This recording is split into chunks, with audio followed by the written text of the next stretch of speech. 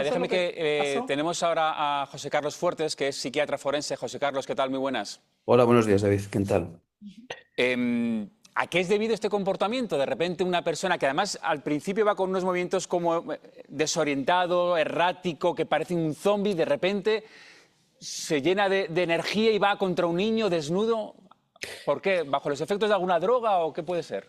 Yo tengo en fin, la clara presunción de que este sujeto tiene un episodio psicótico, probablemente por el consumo de una o varias sustancias, y habría que ver si en sus antecedentes psicológicos, psiquiátricos, existen alguna enfermedad mental como pueda ser la psicosis esquizofrénica o cualquier otra.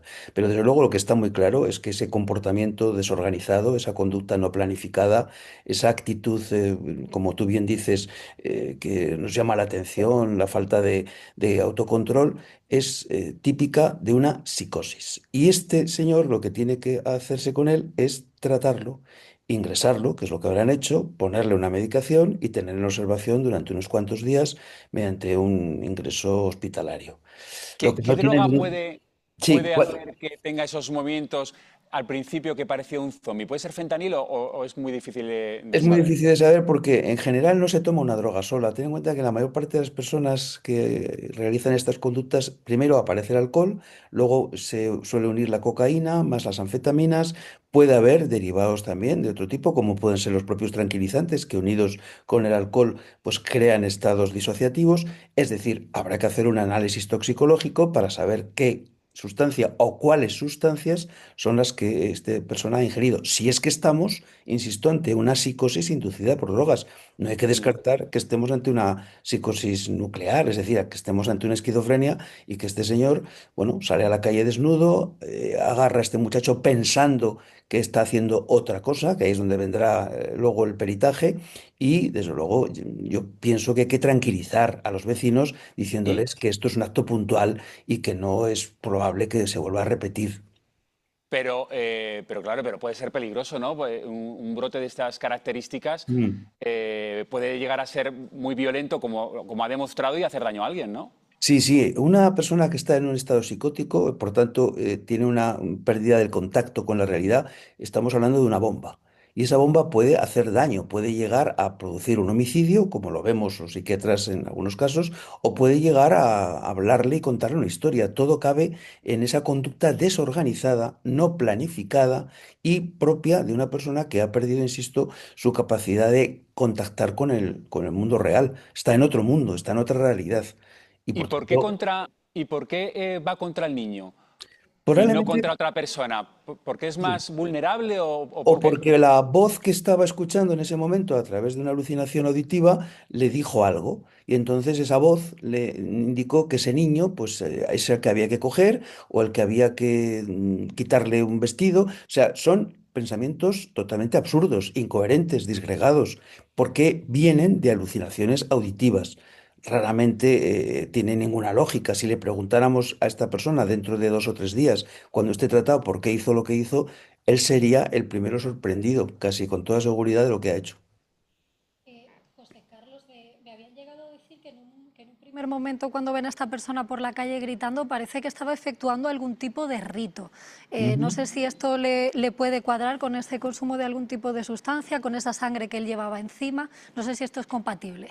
Sí, perfectamente. Puede ser que él estuviera realizando algún tipo de ritual, algún tipo de oración, y en ese ritual o en esa oración, insisto, casi siempre mediadas por alucinaciones auditivas, reciben una serie de voces, órdenes imperativas, y en base a esas actúan.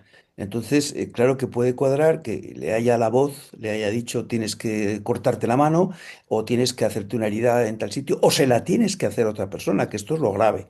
Cuando Es los que psicóticos actúan muchas veces, lo que hacen es daño a terceras personas porque están recibiendo esas órdenes. Es que ahí es donde voy, José Carlos, porque no es la primera vez que vemos que un rito se va de las manos y puede llegar a ocasionar pues, cualquier tipo de desgracia. Y Claro, en este caso, por eso estamos muy alarmados los psiquiatras cada vez más con esta normativa que se nos pretende imponer de que los internamientos involuntarios urgentes van a tener que espaciarse, se van a aplicar unas normas muy restrictivas y todo esto lo que va a conseguir es que tengamos en la calle, en las fiestas o no fiestas, personas enajenadas que, bueno, realicen este tipo de conductas. Una vez más, le tendremos que agradecer al ordenamiento jurídico nuevo que pretenden imponernos que se aumente la alarma social. Y en este caso, Carlos, la policía, ¿cómo actúa contra perfiles de estas características que no tienen ¿Cómo link debería con la actuar? realidad? Fíjate, le iba a preguntar a José Carlos, más que preguntar, es casi que comente él desde el punto de vista profesional el fenómeno del sansonismo, que estas personas adquieren una fuerza sobrenatural que resulta prácticamente imposible detenerles. O sea, uno o dos agentes sí, adquieren el estado en el que se encuentran, la sustancia que han consumido, en algunos casos se produce un fenómeno que se llama sansonismo, de Sansón, que adquieren una fuerza sobrenatural que cuesta muchísimo detenerlos. O sea, que ahí José Carlos. el padre que defiende a su hijo se la está jugando, claro. Pero evidentemente no se está... Bueno, sí, se la está jugando, pero es lo que tiene que hacer. Vamos, claro, sin lugar a dudas, claro, David, vamos. Es evidente. Al final este hombre fue reducido por un vigilante de metro, Yagoba, un vecino de la zona que pasaba por ahí. Así que al final este hombre, pues muy indestructible, al final no era. A mí me No, gustaría pero lo que está preguntarle al diciendo, doctor porque... sí, lo que está diciendo, perdona, lo que está diciendo Carlos es muy importante.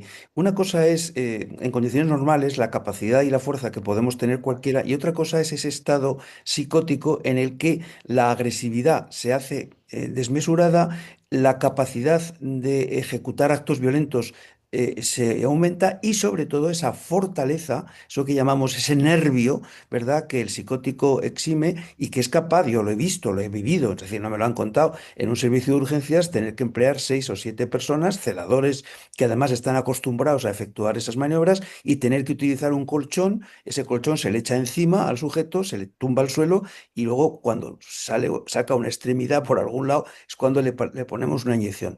Es decir, esto no hay que despreciarlo, ¿eh? Y cuando a Pues veces vemos a la policía que en fin, se queja de que utilicen el Thatcher, yo creo que eso es una queja injusta totalmente. Estos sujetos no se rigen por la fuerza normal que se les atribuye en base a la estatura o a a la cualquier otra persona. José Carlos, muchísimas gracias. No te vayas muy lejos, que luego vamos a hablar de otros temas. Hoy hay Bien. plancha.